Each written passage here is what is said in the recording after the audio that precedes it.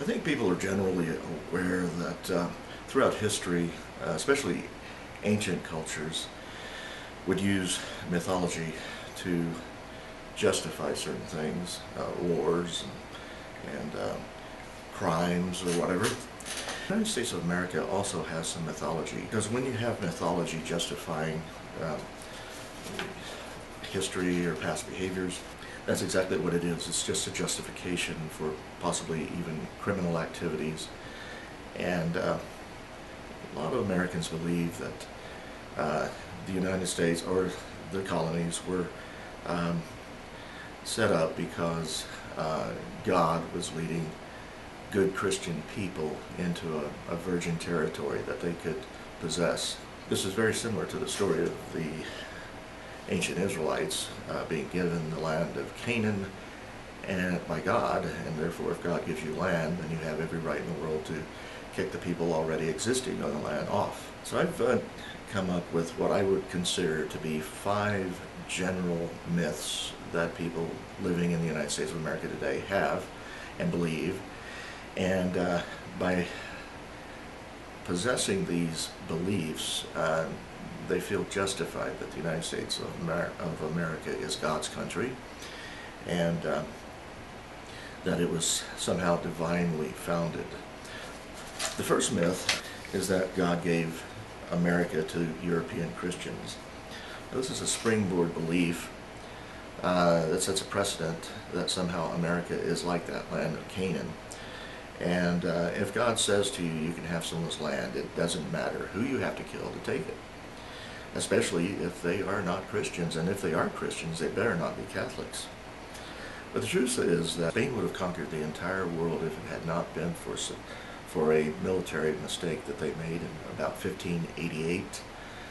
The Spanish king sent an armada of ships up to England to declare war on England, as a major storm at sea wiped out the Spanish fleet, and this suddenly gave a leg up to European countries, especially England, in being able to create colonies around the world. The race was on at this point for who would dominate the world. The story that we have nowadays is that America was founded by religious pilgrims who were trying to escape religious persecution in England. And this story is only partially true. There were French colonies and German colonies, as well as British colonies. Most of the colonists remained loyal British citizens in the colonies, and this went on for about 200 years. The founding fathers were well-educated men and wanted to create a nation built upon the philosophers from Socrates to David Hume. There was a new way of looking at independence and personal liberty that arose out of what is called the Enlightenment. And the Enlightenment began in the 1500s, and this was just prior to the founding of the United States and its democracy. The Enlightenment pushed religious domination and superstition into a corner to where it could no longer state falsely that the earth was the center of the universe, but that science and philosophy had a place in the world as well. Now, the second myth is that the American Constitution is a perfect document. But how can this be if from the very founding of the Constitution, it was allowed for our lawmakers to place amendments in the Constitution? If this were the case, and if the founding fathers believed it to be the case, then the Constitution would have no need to be amended by Congress and the President. There would be no need for the Supreme Court to constantly interpret how it is applied. Even the amendments themselves can be repealed, such as in the case of the amendments that freed the slaves, or the amendment that freed the slaves, allowed minorities such as blacks and women to vote, and made alcohol illegal, and then later made it legal again.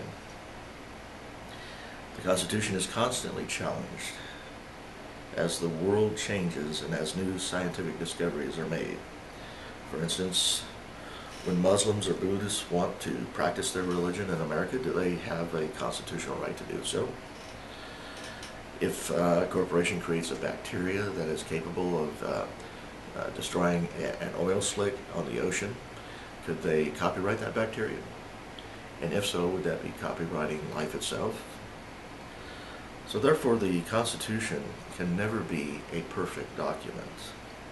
The third myth is that many people in the United States believe that the Constitution does not endorse the separation of church and state. If this were true, then what actually would be the state religion of the United States of America? So if there is no constitutional basis for the separation of church and state, what would you say our state religion is? If there's no constitutional basis for the separation of church and state, there would have to be just one religion, and its leader would also be the head of the country. In the case of medieval Europe, the Pope was the head of Christian countries, and this lasted for hundreds of years. The Pope even crowned the kings of Europe and had the ability to send them to war, as he did in the different crusades. In the 16th century, one king in particular, King Henry VIII, broke away from Catholicism and formed the Church of England. The head of the Church of England has always been the King of England. To the Founding Fathers, this type of government was pure tyranny. Not only did the king rule over your life and your property, but he also possessed your soul. So, does the American Constitution declare that we have no separation of church and state? Should teachers make children pray in the classroom? No, the Supreme Court can make no law in favor of state-controlled religion.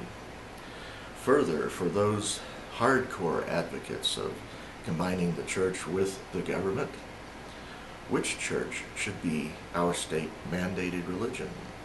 Let's see, Catholicism, the Amish Church, Jehovah's Witnesses, the Mormons, snake handlers, Unitarians, Charismatics, or Evangelicals.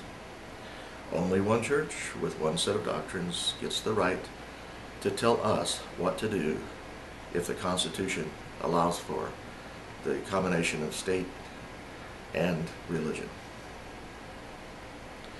Now, the fourth myth that Americans have come to believe in is the myth of eminent domain. America is great not because God blesses Americans. America is great because for the past 250 years there's been the largest land grab of virgin territory ever in history.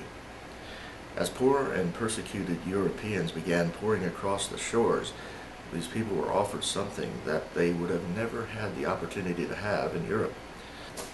So these new Americans often wrote back to their relatives in their homeland, and America continued to rapidly become populated. The eastern coast of America became very populated, and the citizens began to ask the government to let them move west. Eventually, the Ohio Territory was opened up and settlers rushed to claim their land. Then after France had become bankrupted by the Napoleonic Wars, the Louisiana Territory was purchased, which stretched from Canada all the way down to what is now Louisiana. But even then, Americans wanted to continue to move west and grab up more land. So many of them moved into a territory claimed by Mexico, named after the Tejas Indian tribe. The settlers called this territory Texas. Mexico had not been a country for very long at this time. It had just won its independence from Spain and declared itself its own nation. When the Mexican government saw what was happening, they declared war on the United States. And this eventually Mexico was defeated, and a treaty was signed by both American and Mexican dignitaries in 1848. And this caused the United States of America to take all of the land from Texas, including New Mexico, Arizona, and then California itself. So yes, Americans have been very fortunate. Eminent domain was a false belief spread by American settlers that they had the right to take foreign territory because it was the will of God to do so. Okay, the final myth that a lot of Americans tend to want to believe in is the myth that evolution is just a theory and cannot be proven. Of all the theories in science, I believe that the theory of evolution is the one that is most often proven correct. And the theory of evolution came about as a scientific way of understanding how diverse species of animals could exist on different continents on Earth. And this took place long before Darwin took his journey into the Galapagos Islands. It was at the Galapagos Islands that Darwin made the brilliant discovery of the mechanism of how evolution worked through adaptation and survival of the fittest. About the same time, there was a monk by the name of Gregor Mendel, and he began documenting how traits of plants that he was growing could be predicted. There were dominant and recessive genes, although there was no knowledge of genes back in those days. They simply called these things traits.